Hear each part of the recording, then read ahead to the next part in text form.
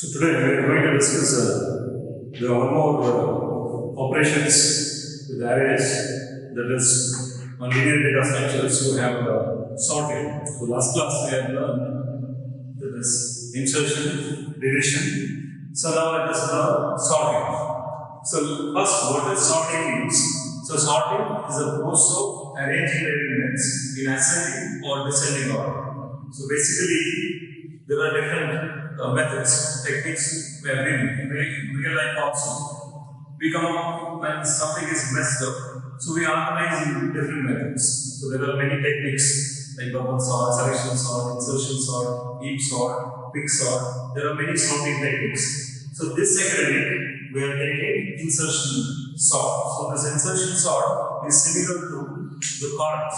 So when you want to arrange the cards in a particular order means the same. Normally the most commonly performed operation is insertion sort. So how the insertion sort works means first we take the first element, that's the first card, and then we keep assuming this is in a partially ordered list. Then we take the second card based on the relation. And below, should I keep below this card and above this card? So depending on the comparison, it may be below this card or it may be above this card. So now the two cards get sorted. Then we pick the next card and then again we compare. So compare with the top of the card. If it is less than, we keep below the card. Otherwise, again compare with the number element. Then we keep this card below these two cards or above these two cards or in between the two cards. So this process will be repeated. So when we start with, there is a only like to take cards. So pick the first card and another 51 some numbers. So then we keep it. Then we take it. So this will be decreasing and this will be increasing. At the last time we keep it. So all the cards in particular order. So that is how insertion sort works. So insertion sort, what we do in programming using array strings. First we take the first element, assume this is in order list. Then we compare with the second element. So leave the first element and take the second element and compare. So if it is less than means swap them, interchange. Make the second element as first element and first element as second element. Now these two numbers are sorted and it is repeated for all the elements. For example, let us take an array with some number of elements. Some elements. Let me take 5, 4, 3, 2, 1. The worst case, where I have one decreasing number. Now what happens means, so I assume this is in a sorted. So I start to begin with 0, 1, 2, 3, 4. Now what I do means, I start with the second element. Then I compare with this first element. So if it is less than means, they need to be exchanged. Now 4 is less than 5. So if whatever 5 comes means, it has to come after, that is 4. So therefore we change this. This becomes 4 and this becomes 5. Now these two are sorted. Earlier there was only one number. Now these two are sorted. Pick the next element. This is the next element to be compared. So take this. Now compare these two elements. 3 is less than 5. Yes. Swap them. 3 and 5. Don't stop. Again we have to confirm where I should replace it. Now 3 is less than 4 means yes, 3 should come before 4. So now these 3 elements are sorted. Then take the next element. The next element is 2. Again compare. 2 is less than 5? Yes. So this becomes 2, this becomes 5. Again 2 is less than 4? Yes. This becomes 2 and this becomes 4. Then 2 is less than 3? Yes. So now this becomes 2, 3, 4, 5. So next one, take this element. Next element we compare. So again repeat the process. 1 is less than 5, change. So this becomes 5. This is 4 now and this is 1. Again next element is, this is 1, this is 3. Then this is 1, this is 2. Now look at this, all the elements are sorted. This is how insertion sort works. What do we do in insertion sorting? First, we take the second element, assuming first element in ordered list, and then we start comparing with the first element, picking all the elements from 1 to the n minus 1, last element. Keeping this element is ordered. That's partial order. I told in card games, we take the first card and keep, assuming this is ordered. This is exactly what we do here. Take the first element and then start with the second two remaining elements, and depending on the value, we can place either this before this or after this. So if it is less than 2, we don't change it. Let's say 2 is less than 1, boom. So let there sort it out. That's how we did it for algorithms. This is how the insertion sort algorithm works. So let us take an algorithm and then we do. So we will notice there are two things we have to be careful here. So one, we start with this and then we go to the end. That is from the second element to the last element. And also the comparison is repeated. So first time only one comparison, second time there are two elements, two comparison, third time three comparison, fourth time four comparison. So this there is we have to pick the element from 1 to n and also those number of times. If it is one comparison. If it is two, second element means two comparison. That is, we have 2 cards, we have 3 cards, we have 5 cards. Those number of comparison has to be repeated. So comparison has to be repeated. How long means? This is depending on the number where it is. So first means only one card, one comparison. 2 means second card means 2. Same thing. Second element means 2 comparison. Third element means 3 comparison, like that. So on. So indirectly there are two loops I am going to use in this formula. First is I have to start from the second element. Second element means 1 till the last element. So 1 to n minus 1. The second means how long I have to repeat it depending on those number of times. 1 means only one comparison. 2 means 2. So therefore I am going to use 2 loops now. So one is for to pick all the elements. So that is very simple. You will understand after completion of this. So let me make it as usual algorithm. Step 1, start 2. Now let me take for I equals 1 to n minus 1. So same thing, let it be an array with n elements. This algorithm sorts the array in ascending order. Exactly same. So we will start with 1. That's why the second element, not 0. It's from 1. We take another example. Now this time I think you understood why it is. Then we do one more thing is, so we take j is equal to I. You will understand why j is equal to I means I is 1 means j is also that is one comparison. J is used to compare, I is used to get the next element. So this is I used to get the next element, j is used to compare. How many elements first time? Only one element, one comparison. 2 times 2 comparison, 3 times 3 comparison. That is what we are going to do now. So now next step is we use comparison. So why? This swap loop is used to pick the next element and while loop will be used to compare and swap them wherever it is necessary. So where we have to place the element depending on this before or after, that depending on the elements. So now what we do is j is greater than or equal to 1 means that is till we reach the last element 1. Equal to 1 means there is only one element, one comparison we have to make. So what comparison we make at this interval? So that is we are taking the a of j which is 1 and previous is a of j means its previous element will be a of j minus 1. So if this a of j is less than a of j minus 1. So when we change means if suppose if it is 2 and this is 1 means so 1 is less than 2. So therefore we have to swap. So we have to change. So then we have to make so a of j which is right now example 1 is less than a of 0 which is 2. 1 is less than 2. Then what we do? It's I think you have those programs last year we take temporary variable then you make a of j and a of j becomes empty. We take an example. So a of j will be occupied by a of j minus 1 and a of j minus 1 will be t. So this is repeated. So for all then this is if and this is the same thing. This is repeating when j is greater than or equal to 1. Then after first one element is compared. So we proceed. J is equal to j minus 1. Again we repeat. That is y element. Then we use for. This is end of algorithm. Stop. So this is how we are going to do it. So take 6, 7, 8, 9,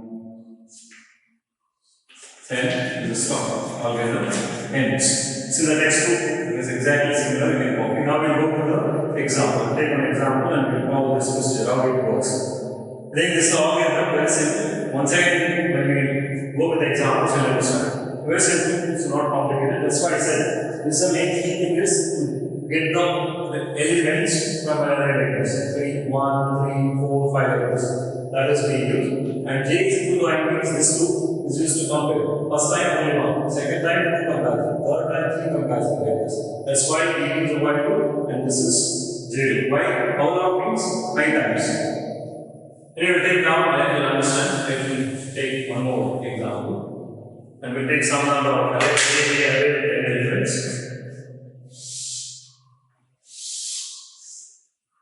So 1, 2, 3, 4, 5 elements. Let me take. So 0, 1, 2, 3, 4. Let me take some random numbers. So it is 5, 4, 1, 2, 3. Let it be. So it is not in descending order. We have arranged them in ascending order. Let us follow this procedure, how it works. So now, what is the number of elements means? 1, 2, 3, 4, 5. So there are 5 elements. So length number of elements is 5. So 5 minus 1 is 4. 5 minus 1, 4. So therefore, 1 is less than 4. Repeat. Do the following steps. And j is equal to I. What is j? J is I. So I is also 1. And see here, I equal to j. So j is I is 1 and then j is also becomes 1. So now the loop is controlled by j. What is j? J is 1. 1 is greater than 1. False. 1 equal to 1 is 2. So false equal to 1 is 2. Repeat. So now we are taking a of j and a of j minus 1. This is a. This is an array. So this is an array. So where a of 0 means 5. J minus 1 means 1 minus 1 is 0. A of 1 and a of 0. So a of 1 means 4. A of 0 means 5. So this is 4 and this is 5. So 4 is less than 5. This 4 is less than 5. Yes. What I do is then I take some number variable. So a of j, that is a of 1. What we have written, a of 1 is 4 is copied to t. So this becomes empty. Then what we do? A of j, we have t temporary. So now a of j will be a of j minus 1. What is a of j minus 1? 0. Then we have element 5, that is copied. And a of j minus 1 becomes empty. There we copy t. What is t? 4. So this is the swapping technique using temporary variable. So last year we did program also, also. The same thing here with the application of swapping. So when we learn that operator, simply we are doing why the swapping is equal. This is how the swapping exchange, the interchanging the numbers is a need now. So this application of interchanging numbers.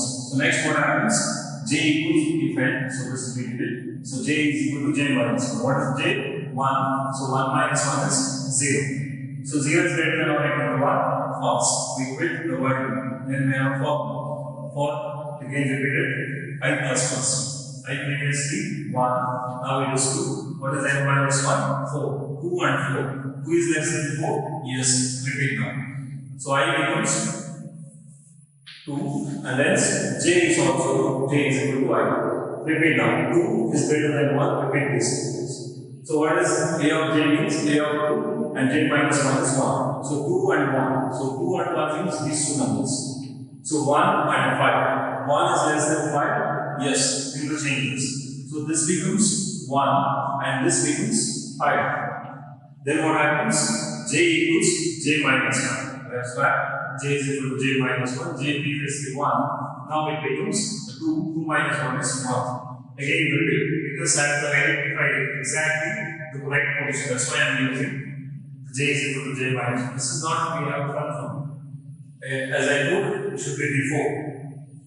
Sorted element, we have 3 elements means 3 comparison element. 2 elements means 2 comparison. Now it is second comparison. There are 2 elements, we are making second comparison. So now j is 1, 1 equal to 1, repeat. So a of 1 and a of 0. What is a of 1?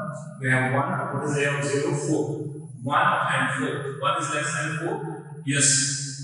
Interchange. Simple. This becomes 1 and this becomes 4. j equals j minus 1, so j becomes 0. So 0 is less than or greater than or equal to 1, false. So stop. Then while for loop, now for previously 9 is 2, now it becomes 3. 3 is less than 4, repeat again. So I becomes 3 and hence j is also 3. J is equal to I. Now 3 is greater than 1, do this. So a of j and a of j minus 1. J means 3, now 3 and 2. A of 3 and a of 2. So what is a of 3 and a of 2 means? We have 2. 2 is less than 5, yes, interchange. So this becomes 2 and this becomes 5. Then what happens? J equals j minus 1. J becomes 2. So 2 is greater than 1? Yes. Repeat now. Now a of 2 and a of 1. So a of 2 means we have element 2. A of 1 means we have element 4. 2 and 4. 2 is less than 4? Yes. Again swapping interchange. So this becomes 2 and this becomes 4. Now what happens? J minus minus. So j becomes 1. 1 is greater than 1? Yes. 1 is greater than 1 is false. 1 equal to 1. Repeat now. 1 and 0. So what is 1? 2. What is a of 0? 1. 2 is less than 1? No, don't do anything. J is equal to j minus 1. False. If it is true, means do this step 3 5. Now it is false, don't take the statements. Just go to the next statement, which is j minus minus say 0 is greater than or equal to 1. False, because that's in the proper position. Then we create I plus plus, I previously 3, now it becomes 4. 4 less than 4, false. 4 equal to 4. Once again, we repeat. So j is equal to I, hence j value becomes 4. 4 is greater than 1? Yes, repeat. Now a of 4 and a of 3. So a of 4 is we have element 3, and what is a of 3 means we have element 5. So now the element is here 3 and 5. 3 is less than 5? Yes, it will change. So this becomes 3 and this becomes 5. J minus minus, J previously 4, now it becomes 3. So 3 is greater than 1, repeat again. So what is a of j? 3, j minus 1 will be 2. So now 3 and 2. At 3 we have 3, at 2 we have 4. 3 is less than 4. Now I am comparing 3 and 4. 3 is less than 4? Yes, it's correct. So 3, we need to change them. So this becomes 3 and this becomes 4. Now what happens? J is equal to j minus minus. So it becomes 2. Actually, we would have stopped, but we know mathematically they can use an AND operator. It's an efficient operator. Anyway, we just follow this method and we learn according to this one. So now what happens? We go for 2 and 1. So a of 2 is element 3, a of 1 is 2. Now 3 and 2. 3 is less than 2. No, don't change anything. J minus minus. J becomes 1. 1 is greater than 1, false. 1 equal to 1, repeat again. So now we are comparing a of 1 and a of 0. 2 is less than 1, false. Don't do anything, j minus minus. J becomes 0. So 0 is less greater than or equal to 1, false. We stop this. And I plus plus, I becomes 5. 5 is less than or equal to 4, again false. So don't repeat this. The formula will be stopped. So the next step is end of the algorithm. So now we had random numbers before we apply these steps. After applying these steps following, we got the numbers in an array sorted. This is how humans can do by seeing we do. This is how machines can do the same technique of arranging numbers in ascending order using this mathematical operation, comparison and assignment, exchanging, the swapping of, interchanging of the numbers at different locations based on the conditions. And this algorithms can be made also efficient because once it is not less than this, we can stop immediately. That's why this could also be kept along with this condition. We go this, then repeat this, otherwise go to next directly. That's also possible, but right now we are using this algorithm in the textbook form. But you can use this condition as a part of way as well. Then it becomes efficient technique. So this is how sorting works. This is one of the important operations most of the time we use. Already you might have remember where this sorting process becomes important. I think you remember whenever we do binary search things, the elements of an array should be sorted. So that is binary search is applicable only on sorted arrays. So therefore you can use this one. First you sort this element, then you can apply binary search. That's also possible. That's why it's very important to learn this sorting technique. Not only for this, sorting is also very important. Arranging, sometimes it becomes a lesson, like you want to decide the rank. So you can go for a decreasing order or increasing order depending on the requirements. So you can use this. We have 10 lakhs number, no problem. We have 5 lakhs, no problem. Immediately it does it.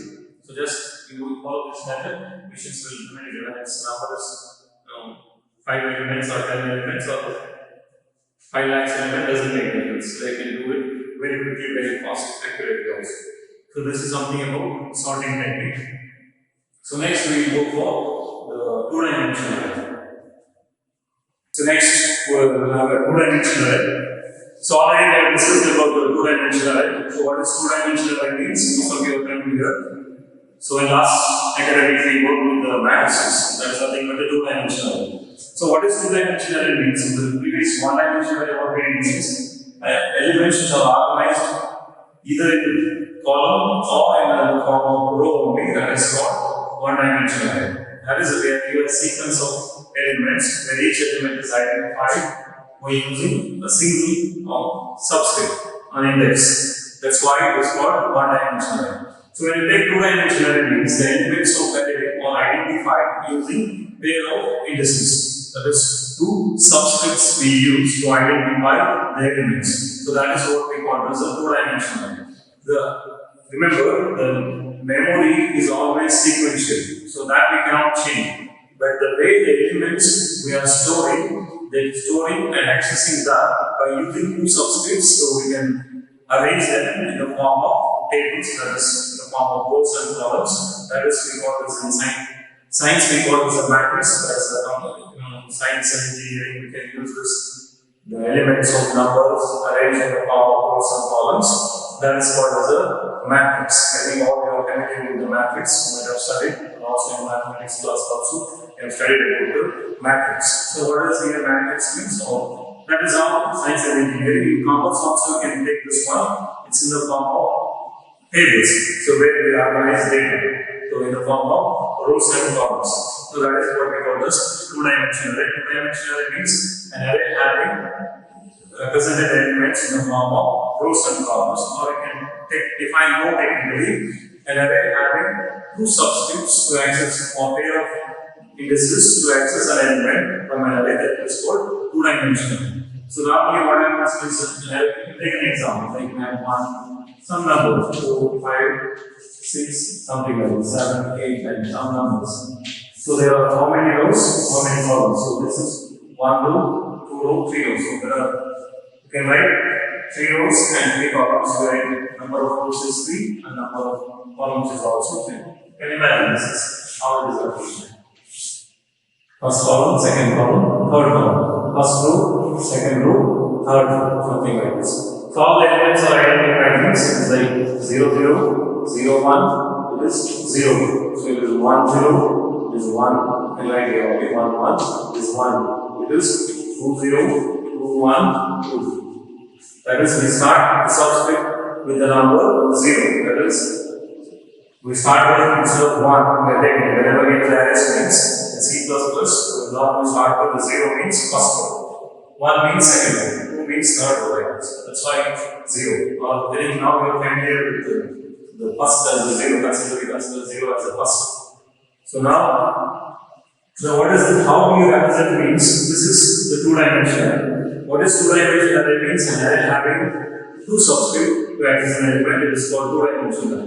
Or elements are represented in the form of rows and columns, is called two-dimensional. So maybe there are two things we use there. So this you can know we write this is m, this is n. That is m rows and n columns. If there are m rows and n columns, and each element of this matrix or array will be identified by some elements like ij.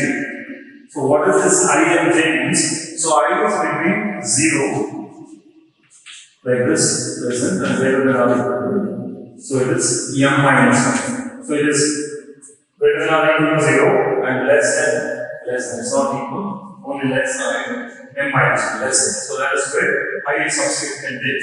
Similarly, j can take, j should be greater than or equal to 0 and is less than or equal to n minus 1. So that is where m rows, n columns.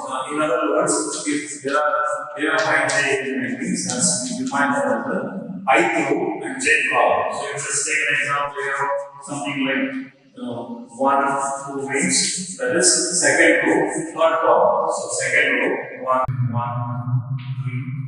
3, 4, 5, 6, 7, 8, 9. So these are the number of elements like 3 cross 3, there are 3 rows and 3 columns, and this is called first row and this is second row, this is first column and second column. So if it is order of some m cross n already I know, so any element a of ij element can be calculated as element where ij represents the between m and n, that is the value of I is greater than 0 but less than or equal to m, and the value of j is greater than or equal to 0 less than or equal to n. That is the range of value I and j can take, where m is the rows and n is the number of columns. So now there are two methods. So how do you organize? This is the two dimension, that is a matrix. So like this exactly we cannot store it in an array. Why? Because the array is the sequential memory location. That is a consecutive memory location. Elements of arrays should be stored in the consecutive memory location. Like this, we cannot keep it in a memory. So what we have to do is we have to use the technique of, like let us take an example. So suppose we have a m cross n elements, that is totally v cross n means 9 elements required. So how many space consecutive memory required means 9 consecutive memory is required. That is to represent a matrix of order m cross n, and to represent m into n elements, we need m into n memory location. So it's an array. This is how we are going to represent. Just an imagination. So let me write it clearly. So like this, let us take, if you have an array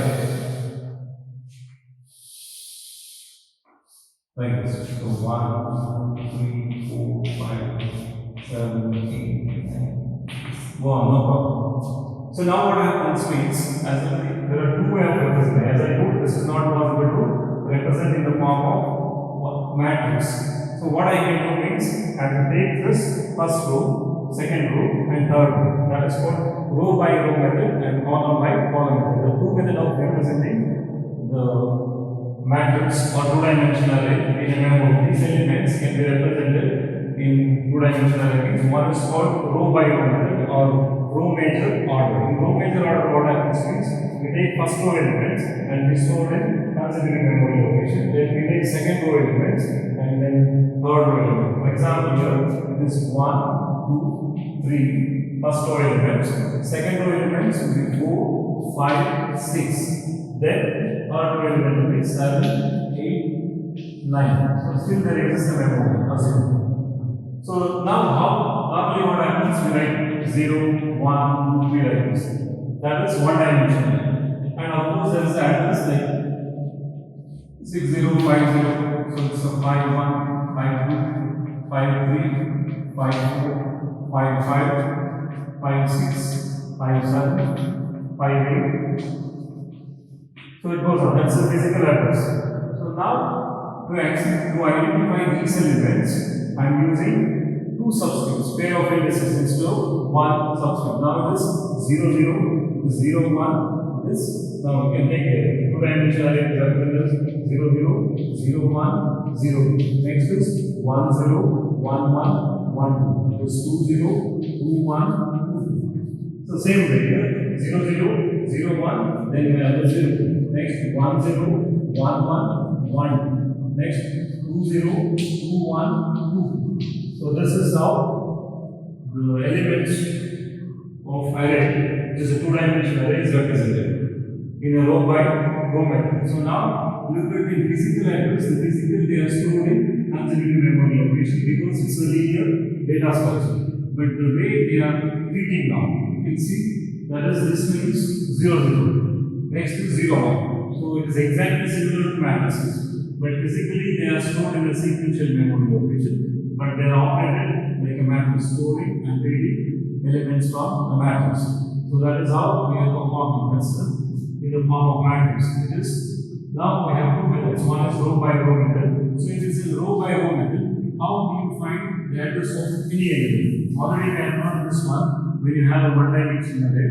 To find the address of location of A of I element will be base address plus W into I minus node node, where W represents number of words for memory. Now let us take same procedure. Suppose if you want to find address of A of ij element, some element in an array, which is two-dimensional array, represented in the form of two-dimensional array, which is stored in consecutive memory location. So it is as usual base address, like base of it.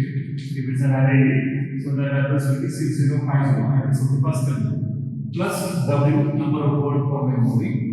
So if it is a row by row method, column by column. So row by row method means we use. So if it is row by row, so it is n into I minus lower bound. So I, plus j minus whatever lower bound.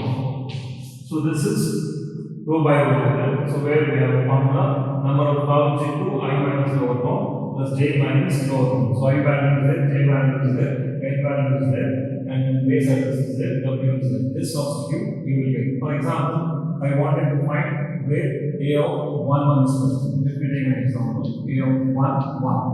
Where is A of 1 1 is present means let us be applied. So base address is 6050 plus number of word per memory 1. So number of rows is number of columns it is 3. I minus lower bound means I is 1. So 1 minus 0 plus j is 1. So 1 minus lower bound. Simplify this. So you get 6050 plus 1 into, so 3 plus 1. Next 6054. I'll add directly. 3 plus 1 4 into 1 4 4. A of 1 1 is stored at 6054. So A of 1 1 5 is stored at 6054. So this is how address of any element, A of ij element, can be found using the formula base address plus W into n minus n into I minus lower bound plus j minus lower bound. This is row by row method. When you organize the elements in row major order or row by row method, then we use the formula to find address of any elements. This may be necessary. Sometimes this is how compiler uses. Compiler will not keep the address of all these elements. It keeps the base address when you declare an array. Using this formula, it is possible to generate any address. Then that's how it performs the operation with those elements on that memory location. That's why this is very important. So when you have an array like this, sometimes what happens, we want to store this element. Let me take first column element, let me store consecutive memory location. Then take second column element, store consecutive memory location. Third column element. Is it possible? Yes, of course, that's also possible. Because this memory is a sequential. If you are interested, you can go with the row by row method depending on the requirements. Or else, if you want column by some applications, you need the elements of you are interested in these elements. I want to store and access like this. That may be convenient for my problem. So therefore, that's also possible. That is called column major order. It supports because physical address is sequential. You can go either in the form of rows or in the form of columns. If it's in the form of columns, so let us see how it is there. And then what is the formula? Where there is two methods of representation. As I told, one is row by row method, another is a column method or column by column method. Then let me go with the now column by column method. So this also changes now. Physical address remains same. Only thing, the way we organize and access changes now. So what are the first column elements? It is 1, 4, 7, correct? 1, 4, 7. Next 2, 5, 8. 2, 5, 8. Next 3, 6, 9. So 3, 6, 9. So how these elements are identified? It is 0, 0. Look at this. And then 4 means 1, 0. 7 means 2, 0. Column, first column matrices. Then it is 0, 1. Then 1, 1. Then 2, 1. Last column 3, 6, 9. 3 means 0, 2. 6 means 1, 2. 9 means 2. It's address. So this is the column major order. In column major order, first column elements are stored in consecutive memory location. Then second column elements are stored and so on. This is called column by or column major order. So in column major order, to find address of any element similar to row by row method, we use the same. Here 5j element will be base address plus w into I minus lower bound plus m into j minus lower bound. So where that is number of rows. Let us be applying the same procedure. If we take same or let me take some different numbers. We'll take the area of 1, 2. Some interest I want to find address of this area of 1 where is. So it's a base address, same number of word by word is same. So let me use this formula now. I minus lower bound. So let us this is the formula. Don't get confused. Let me apply now. So what's the base address? Same thing, this example 6050 plus number of word memory is 1. So I means 1. So 1 minus lower bound 0 plus m in this case 3 rows. So 3 into j means we are interested in 2. So 2 minus lower bound. So simplify this. So 6050 plus 1 into how much you get? 6 plus 1 7. So you get 1 into 7. So it is 6057. 6057. So look at A of 1, 2 in column major order. So it will get 6057. This is the column by column method. This is previous one is the row by row method. You can this formulas are very important. Sometimes they ask how do you access any element of 2-dimensional array if they are organized in row by row method and column by column method. This is column by column method. Base address plus w into I minus lower bound, I will be there, and m is also there, m into j minus lower bound, j is there, minus lower bound. Substitute, you will get the value for this. So this is the 2-dimensional array, where when you have a 2-dimensional array, you can perform any operation, already we did. So we are talking about physical organization, how we are going to store in a memory, how you can store and how you can access. This is, you can store in the form of rows, and then you can store in the form of column, that is first row elements, then second row elements, then third row elements. Similarly column, first column element, second column element, third column. So then you can do the remaining operation the same. This is the way of storing and accessing. Then depending on what operation you can perform. That is the additional algorithm. Once you have right, find transpose of matrix, sum of matrices, product of matrices, then finding the matrices, identity matrix or symmetric matrix or not, something like this. There are many, so that you can perform. But this is we're talking about the data structure, how we can store and how this 2-dimensional array is represented. It's something about the 2-dimensional array. So where in 2-dimensional array elements are accessed by using pair of subscripts. So there are two methods of organizing. That is the m cross n element, that is m into m cross n. That is the number of, that's the order of the matrix. So we need those number of elements. That is, and we need to represent those number of elements, we need m cross n memory location. So if there are 3 cross 3 means we have 9 elements, and thus we need 9 memory locations. And if it's represented in the form of row and row, what we call in the form of rows and columns, hence they can be organized in both the way, in the form of rows or in the form of columns. For both we have this organization. So that is the one problem is written in the textbook so that you can do it. So let me solve the problem also. When you just open the textbook, it's available in the textbook. So then we apply the formula and we simplify it. So let me read the question and write the subject. What are the things they have given? They've given, so consider the array of order 25 cross n. So that is, we are taking a matrix, so m cross n, that is, we have a 25 cross 4. Consider a matrix of order 25 cross 4 with the base value, that's the base address, we have a 2000. So 2000 is the base of it, that's the base address. And W is number of words per memory is 1. We also given number of words per memory is 1. Find the address of A of 12 3. Find, now I have to find A of 12 3 element, the address in row by row method and column by column method. Both method I have to perform it. So M is given, N is given, base address is given, and W is also given, and J is also given. So if it is a row by row method, we have the formula base address, that is the base of A plus W into. If it is row by row, then we use N into I minus lower bound plus J minus lower bound. So this is the formula we have substituted. So it is base address. We have 2000 plus number of port memory is given 1, and then what is n? So here you can see this is m, this is n. N is 4 into I minus lower bound. What is I? 12 minus 0 plus j is 3 minus 0. So simplify, so it is 2000 plus 1 into 48 plus 3.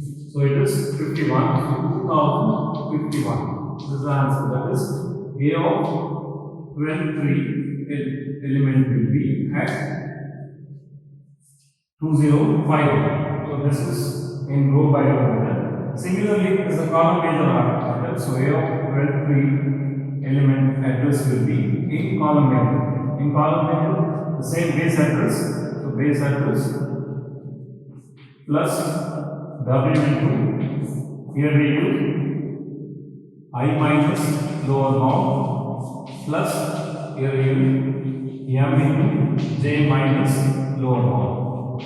Let us substitute and we will find base address is 2000 plus W number of words for memory 1. So I is given 12 minus 0 plus M means we have given N as M 25 into J means 3 minus 0.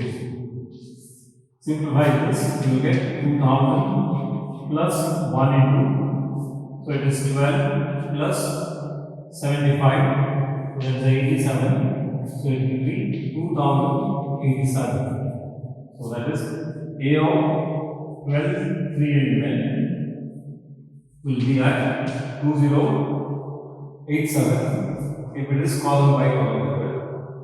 If it's a row by row method, it will be at 2051. This is how we find the address. That's the question they have asked. If the matrix of order 25 plus 4 and it has a base address or base value of 2000, one word per memory location, find the address of A of 12 3 element in row by row method. Find the address of A of 12 3 in column by column method. So this is the formula. Substitute. It will be 2051 and it will be 2087. This is something about two-dimensional array. So next let us learn about some advantages, applications and disadvantages of arrays. So what are the applications of arrays? Means arrays are used to implement other data structures like stacks, queues, linked lists, we are going to discuss, and also used to implement strings already we discussed. Strings on application. Hash tables is also there, but this at the end of chapter, this chapter will be understanding. The second is arrays are used to implement mathematical vectors and matrices, was already we come across. And there is a many database include one-dimensional array whose elements are structure, that's the records. You might have seen student record, register number, name, class, combination is one record. So like this, all students will learn similar data entry, that is a collection of records. So now we have an array, so all the elements are nothing but records. So that is a database. All students database, which is a one-dimensional array. So that's also we use, that's applications of arrays. So next is advantages of array means. So arrays are used to store multiple elements of same type under a single element. So that's what definition of array. You can store number of elements of similar type under a single element. So using the same name, all the elements can be identified using single element. That is, it is possible to store. You can use many elements of same type using the same name. So that is one advantage. Then it is also used to implement other data structure like stacks, views, linked lists, vectors, matrices, and also arrays. The two-dimensional arrays are used to represent matrices, mathematical matrices. And these are some what we call advantages.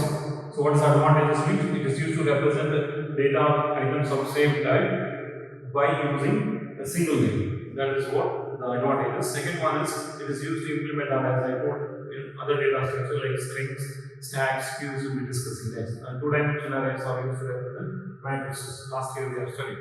So next is disadvantages of array. So what is the disadvantages means? So array is a static structure. So static means it's always fixed. So whenever it's a fixed mix in real time when we use the arrays, there's a lot of problems. So it's a dynamic, okay, but it's a static means always fixed. So we must know in advance how many elements are required. So it's very difficult to predict in real life. Let us assume presently we have 20 students. So next year maybe 40 students. Next year maybe 100 students. So then if I develop a software only for 20 students and remaining cannot be handled, then it needs to be modified. So therefore we must know in advance that's a static because before we use this array, we must decide. Like we have an array of A of 10, the size of the array. So that is a difficult now. So we must know in advance how many elements are required. The next array is a static structure. Since array is a static structure, it's there's the elements are stored in consecutive memory locations. So it's very difficult for increasing or decreasing. So it's a fixed size, you cannot increase and decrease. So that's also a disadvantage. And one more is, since it's a fixed size, if you allocate more space than the requirement, the memory will be wasted. Suppose you are declared 100, but you are using only 20, so 80 memory location is wasted. That's more than requirement. Suppose if you define less than the requirement, that will create a problem. So you needed 100, but you created only 20. That creates problems. Since array elements are stored in consecutive memory locations, so insertion and deletion are difficult. Normally, already we have insertion and deletion algorithm, but it becomes complicated when you real time develop programs. That is insertion and deletion because it's a consecutive memory location. So when you perform insertion and deletion, it becomes quite complicated. So that's something about the disadvantages of arrays. In exam, they may ask question advantages, applications, and disadvantages of arrays for 3 marks. And maybe all algorithms you write and programs also you write. So practically we'll be learning binary search and linear search, and also we are learning the sorting technique, insertion, deletion, all has to be implemented as a practical math program we have to do. And along with this, we have to like clear definitions, all definitions, advantages are very important. So this completes about array as a linear data structure. So next we start with the stacks, then we go to the queues and list, linked list. So I think write the notes, write all algorithms, and write these definitions. We'll continue in the next class.